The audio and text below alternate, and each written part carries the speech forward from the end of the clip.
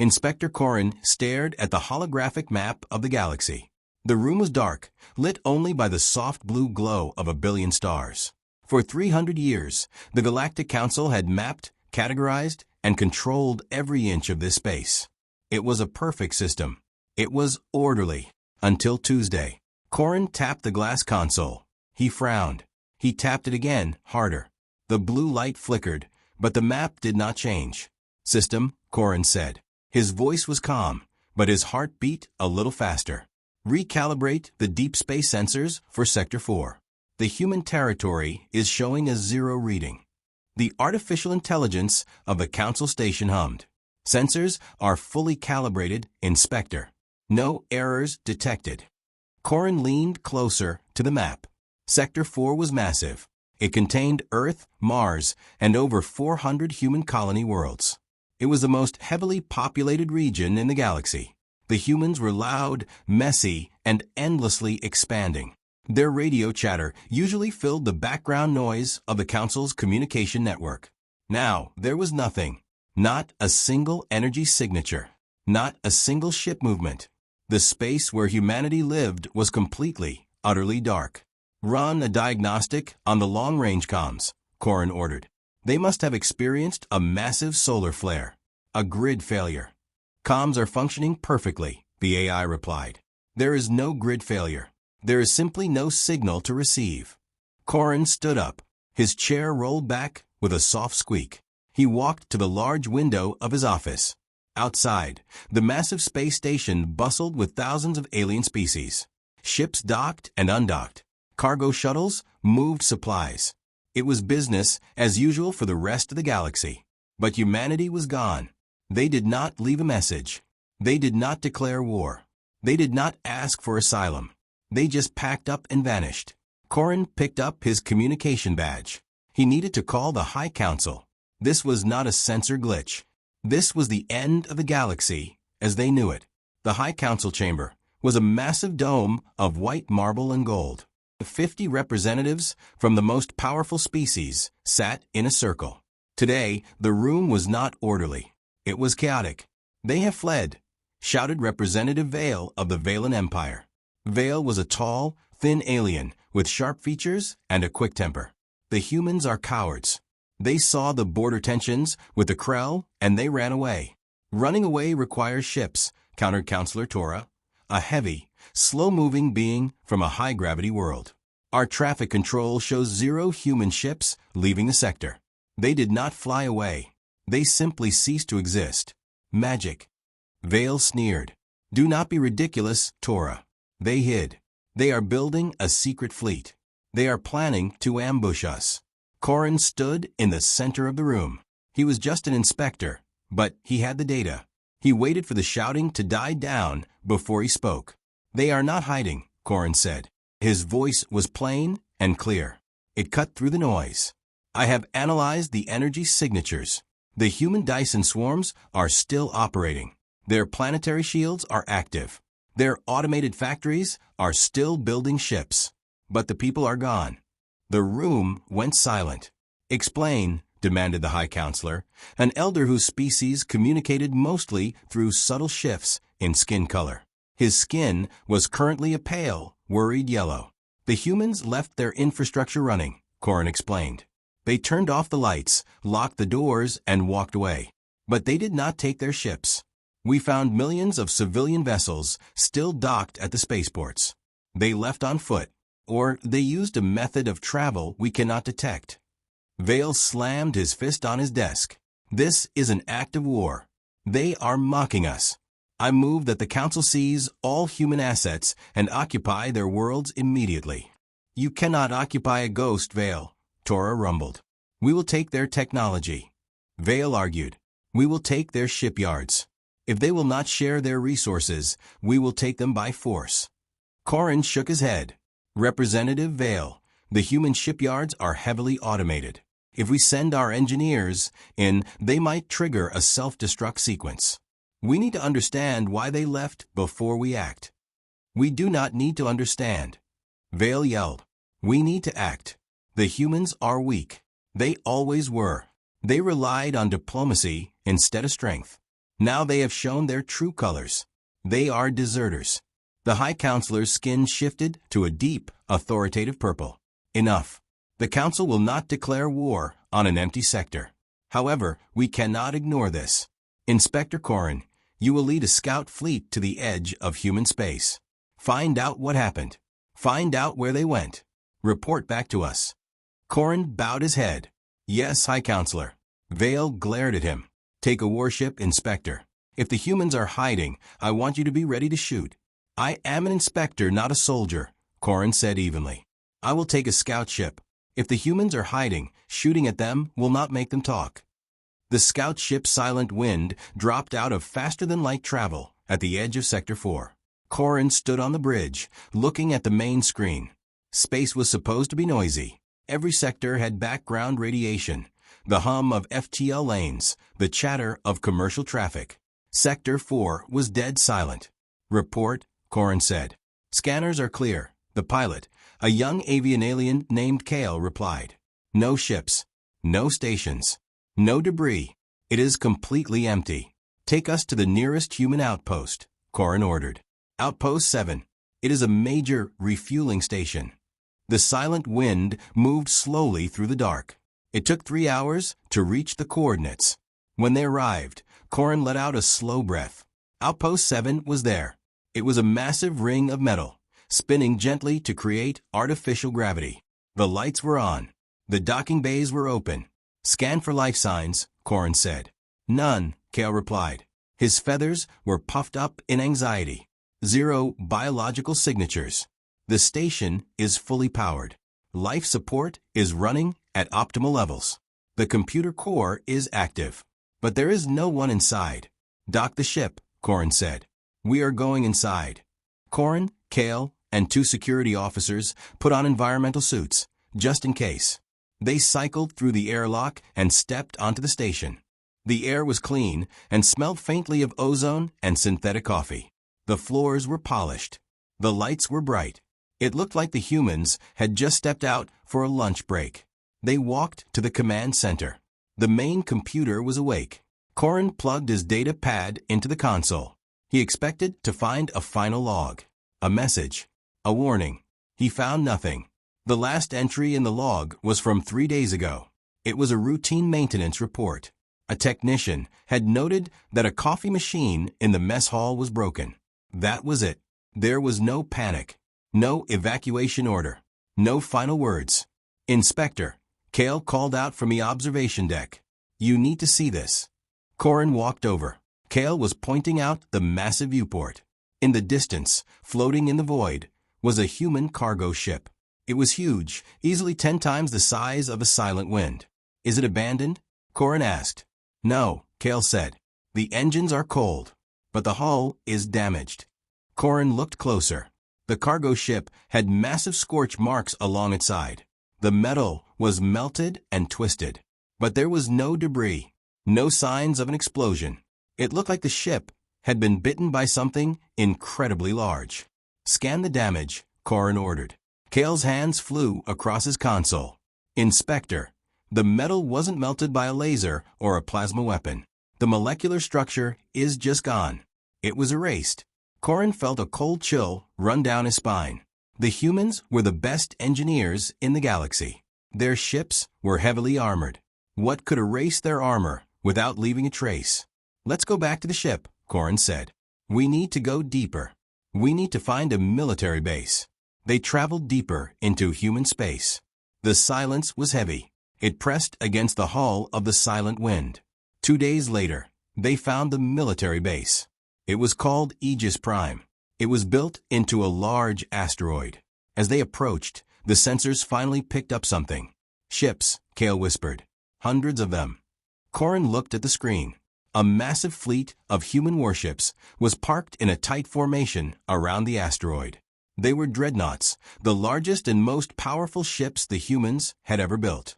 Are they powered down? Corrin asked. No, Kale said. Their reactors are running hot. Weapons are online. Shields are at maximum.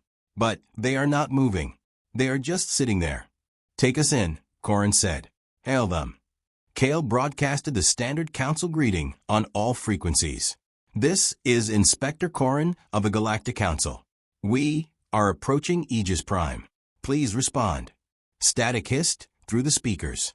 Hail them again, Corrin said. Kale repeated the message. More static. Then a voice broke through. It was human.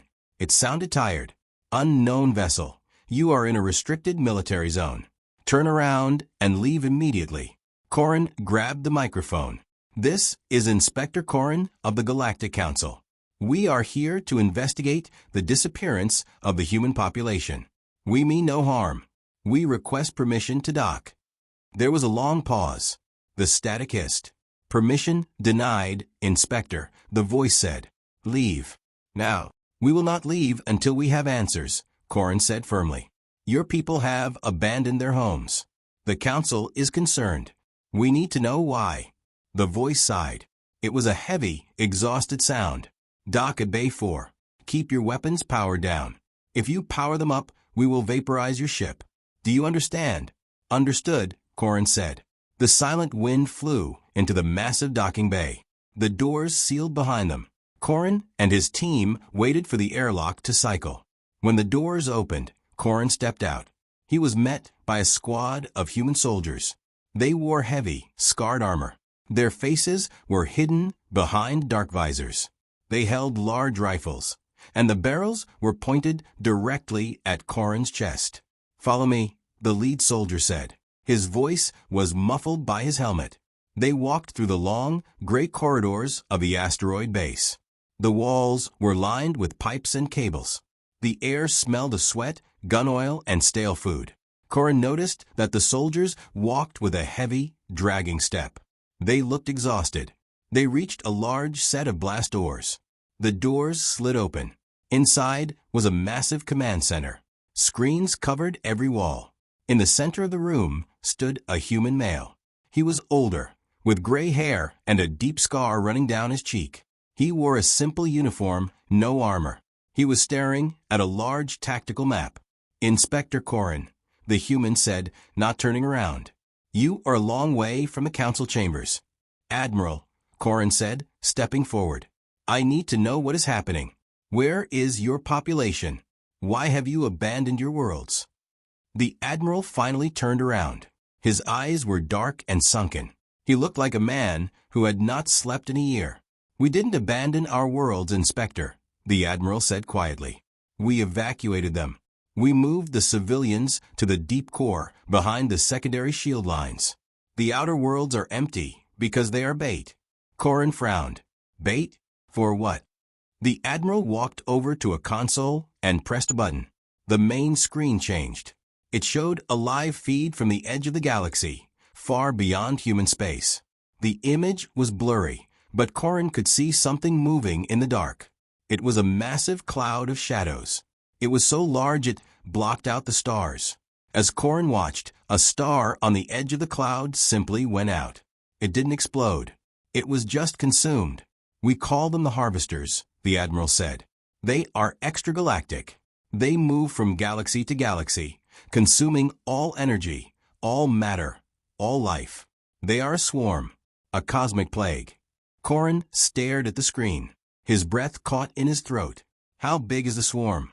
Big enough to eat this galaxy in a month, the admiral said. Why didn't you tell the council? Corrin asked, his voice shaking. Why didn't you warn us? The admiral laughed. It was a dry, bitter sound. Warn you? Tell you what? That a swarm of world eaters is coming? What would the council have done? Panic. You would have fought each other for the last few ships.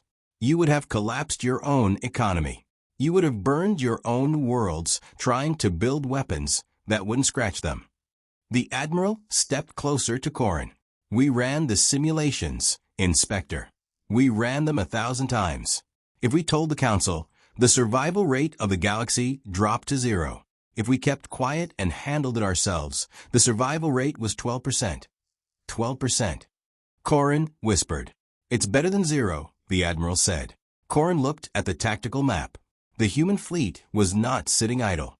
They were positioned in a massive defensive wall. They were blocking the only stable FTL lane that led to the inner galaxy. You are going to fight them, Corrin said. It was not a question. We are going to slow them down, the Admiral corrected. Our weapons can hurt them, but there are too many of them. We are going to hold this choke point. We will burn our ships, our stations, and our lives to buy the rest of the galaxy time. Time for what? Corrin asked. Time for you to run, the Admiral said. Time for the Council to evacuate the core worlds. Time for your species to hide in the deep dark and survive. When we are gone, the swarm will slow down.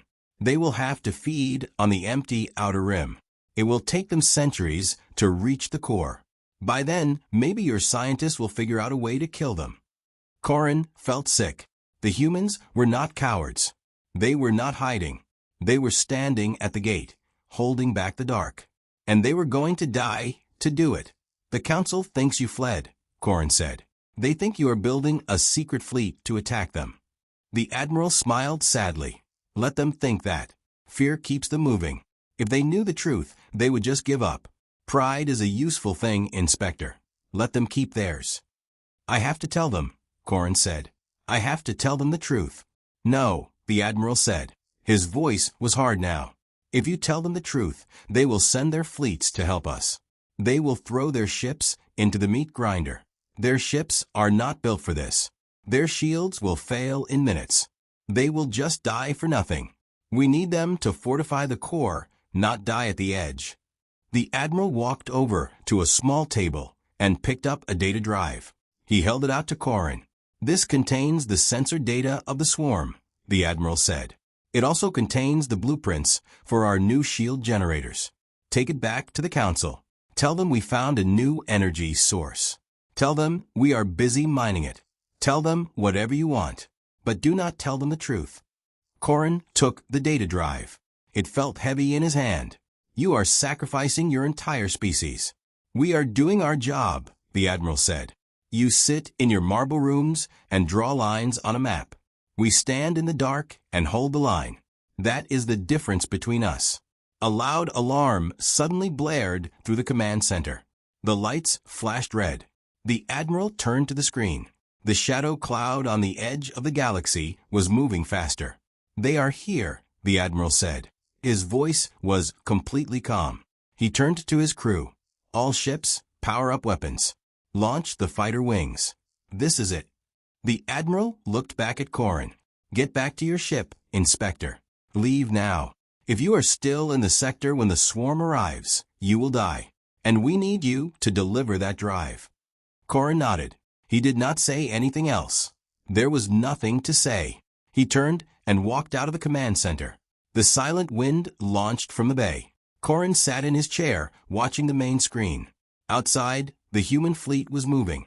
Thousands of ships powered up their engines. The space around them glowed with the blue light of charged weapons. It was a beautiful, terrifying sight. Take us out of here, Corrin told Kale.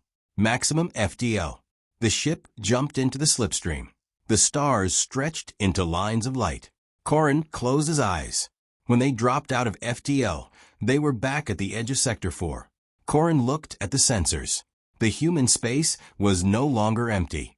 The shadow cloud had arrived. It filled the screens, a massive, writhing mass of darkness. And in the center of the darkness, thousands of tiny blue lights were flashing. The human fleet was firing. Corrin watched as the blue lights flashed and died. One by one, the human ships were being consumed. But for every ship that died, the shadow cloud slowed down. The humans were tearing chunks out of the swarm, holding them back, inch by bloody inch. Record everything, Corrin whispered. The pilot looked at him. Sir. Record the battle, Corrin said. Record the energy signatures. Record the tactical data. We are going to need it. The silent wind turned away and jumped back to the Council station. When they arrived, the station was in a panic. The Council had detected the energy spikes from the battle. They thought the humans were attacking. Corrin walked into the High Council chamber. The room was loud. Vale was shouting about an invasion. Tora was arguing for a defensive posture. Corrin walked to the center of the room. He did not shout.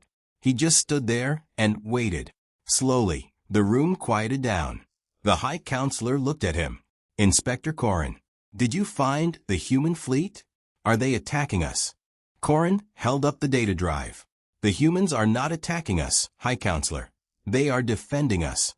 He plugged the drive into the central console. The massive holographic map in the center of the room changed. It showed the shadow cloud. It showed the human fleet burning in the dark. It showed the tactical data, the shield blueprints, and the cold, hard math of the human simulations. The room went completely silent. Vale stared at the map. His face was pale. They are fighting that? Yes, Corin said. His voice was plain and clear. They evacuated their worlds to build a wall. They are dying to buy us time. They did not say anything, because they knew we would panic. They knew we would try to help and die for nothing. The High Counselor's skin shifted through every color, finally settling on a deep, mournful black. They left without a word. They left because they are humans, Corin said. They do not need our praise. They do not need our gratitude. They just need us to survive. Corin looked around the room. He looked at the politicians, the generals, the diplomats. He saw the fear in their eyes. But he also saw something else. He saw shame. The humans have given us a gift, Corin said. They gave us time. We cannot waste it. We need to build the shields. We need to fortify the core. We need to prepare. Vale stepped forward. He looked at the map, then at Corin. For the first time, the arrogant alien looked small. What do we do, Inspector? Corin looked at the map, at the tiny blue lights fading in the dark. We do what they asked, Corin said. We run. We hide.